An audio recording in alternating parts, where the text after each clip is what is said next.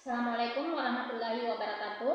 Perkenalkan, saya Nurlina, CGP Angkatan 11 dari SMA Negeri 13 Sinjai. Di sini saya tidak sendiri, saya bersama rekan saya, Ibu Nirwana Dardi, guru bidang studi kimia. Assalamualaikum Ibu. Waalaikumsalam warahmatullahi wabarakatuh. Baik Ibu, terima kasih sudah meluangkan waktu. Hari ini kita akan membahas tentang rencana observasi pembelajaran di kelasnya Ibu nanti. Di sini bisa mungkin saya tahu Ibu apa tujuan pembelajaran dan bagaimana metode pembelajaran yang akan Ibu terapkan nanti di kelas. Ya, baik. Terima kasih Bu Lina. Untuk pembelajaran kami besok itu kan materinya tentang kelarutan dan hasil kelarutan. Dan besok itu sudah masuk di materi penambahan ion senama. Jadi untuk tujuan pembelajarannya adalah bagaimana peserta didik itu memahami pengaruh ion senama terhadap kelarutan itu sendiri. Dan adapun untuk metodenya, itu kami mempersiapkan video pembelajaran yang disimak terlebih dahulu oleh peserta didik. Kemudian nanti kami akan memberikan KPD untuk kegiatan peserta didik dan mereka diskusikan secara berpasangan. Ya, jadi mereka berdiskusi secara berpasangan, ya, untuk kemudian nanti akan didiskusikan bersama di kelompok besar di kelas. Bagus sekali Ibu penjabarannya tadi. Kemudian apakah ada aspek tertentu yang Ibu nanti perhatikan untuk mendapatkan umpan balik selama observasi saya nanti?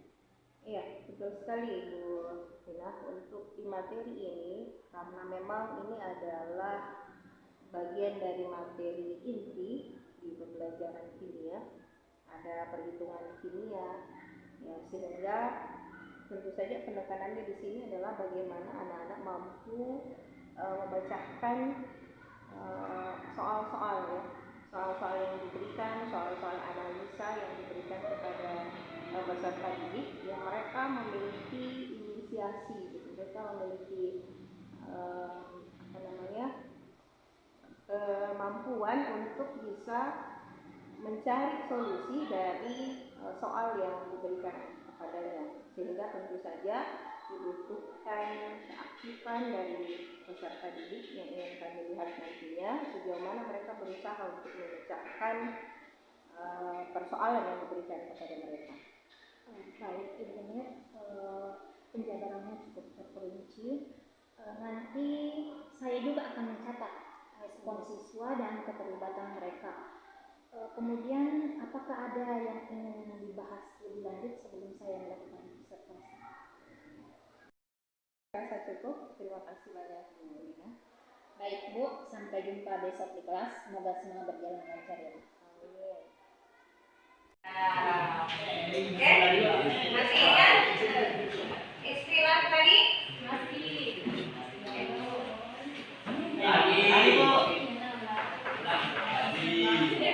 Sekarang kita lihat ini tadi beberapa istilah yang akan kita dapati pada materi sifat koordinasi. Tadi istilah apa yang pertama? Pelarut. Pelarut atau larutan? Larutan. Larutan. Apa tadi? Pelarutan. Larutan. Apa itu Pelarutan. larutan? Kalau begitu apa itu larutan? Sebelum kita ke definisi. Larutan adalah Suatu saat yang cair. Apa itu larutnya? Dari dua. Yaitu pelarut dan Apa itu larutan? Ya yang terlarut. Bagian terdiri dari komponen pelarut dan Pelarut dan larutan. larut dan Pelarut ya larut. ya. Oke. kalau dibuat larutan Jolin tadi. yang mana pelarut yang mana zat terlarut? Iya nih. Pelarut itu bisa. Iya. Rashid, kalau buat larutan garam yang mana pelarut yang mana zat terlarut? Garam.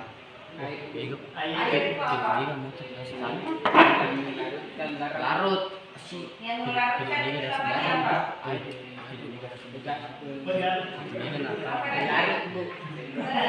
Larut. Peralut. Garamnya namanya Zat yang melarutkan. Sangat dia melarutkan. komposisi. Nah, kalau dilihat dari komposisinya antara pelarut dan zat terlarut dalam suatu larutan, bagaimana komposisinya? Mana yang lebih banyak? Pelarut. Ya. Saya bayangkan kalau kalian melarutkan 1 liter gula di dalam 1 liter air, Tambahan itu apakah semua gulanya larut? kasih vega Itu terjadi. Sudah Kalau Yuli. Anggur tanah sana tahu pacar. ya nama tanah kalau Korea nggak tahu saya siapa komite kalau sama Kalau sama ya nurut boleh ini. lagi kalau sama. kalau nangis Yang ada mau nih kerasan. Yang kayak nopok itu sisi. cuma orang di pasaran mana sih Seperti ini. Kalau di kelas ini Itu nih, itu anggaplah pacar ini. 30 orang maksimal. Oh dia ada berapa? Tapi yang hadir yang ada hanya 25 orang. Ya, 25. Diminta untuk berpasang-pasangan. Kira-kira ada yang tidak punya pasangan? Rashid Ada yang tidak punya pasangan? punya selalu. Rasid sendiriannya jadi orang ketiga nih saya bu Iya, jadi ada ikatan antar molekul-molekul. Ada yang sudah tidak bisa lagi diputuskan. Oh. Sehingga Tidak bisa diteruskan. dia tidak mampu lagi untuk Mencari yang baru. Mantasnya sudah melebihi larutan jenuh. Oke? Jadi tentang larutan. Karena kita harus melihat dulu karena kita membahas tentang sifat poligamis larutan. Jadi kita harus memahami dulu apa itu larutan. Oke? Mari sih anak Kemudian, ada motor. tadi ada istilah malih kan masih biasa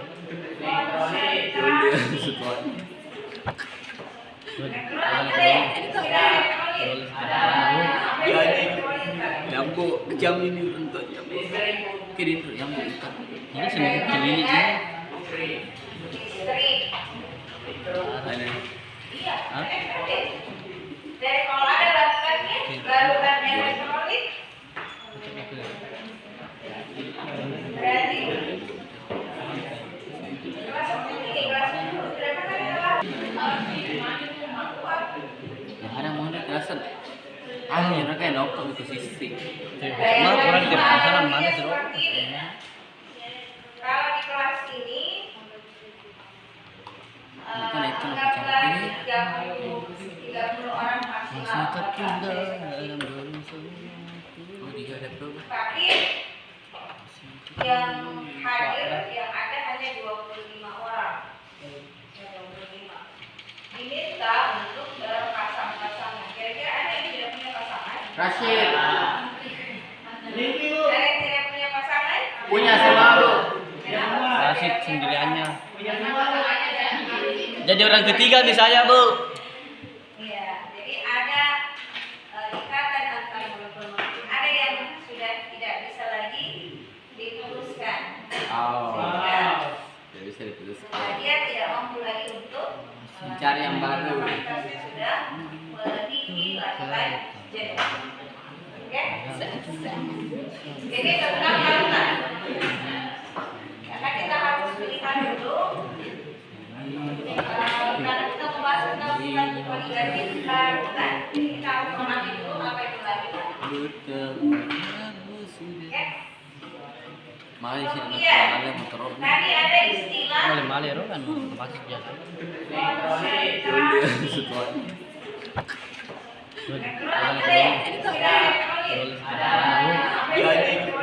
Nyamuk kejam ini untuk nyamuk. Kirim tuh nyamuk itu. Ini sendiri ini sih. listrik. Ada. Hah? Dari kalau ada larutannya, larutan elektrolit berarti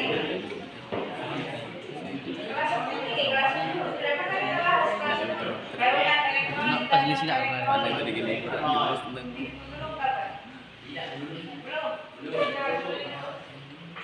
Kelas 10 kita dapat larutan elektrolit dan elektrolit. Itu sudah semua Ya, jadi larutan elektrolit adalah bukan. larutan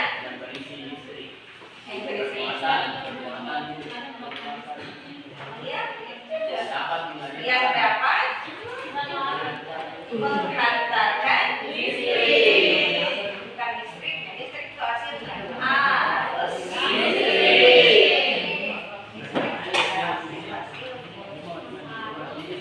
larutan elektrolit adalah larutan yang dapat menghantarkan arus listrik. Nah, sifat poligatif itu dipengaruhi oleh sifatnya. Maksudnya antara larutan elektrolit dan non elektrolit. Sebentar akan ada tinjauan yang besar. Kemudian ada istilah apa lagi tadi? Gas ideal juga nanti akan ada di tekanan seperti sifat poligatif. Pernah dengar istilah gas ideal? Benar.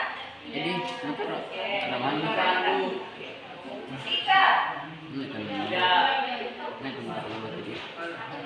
Lagi nanya.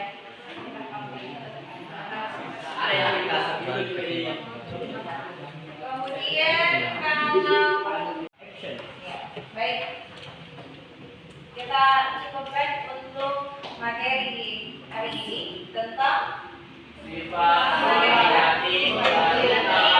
ada beberapa istilah yang sudah kita bahas. Dua. Ada beberapa istilah. Di antaranya apa?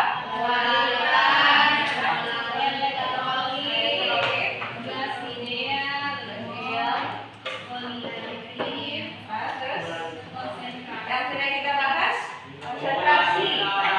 Konsentrasi itu ada berapa?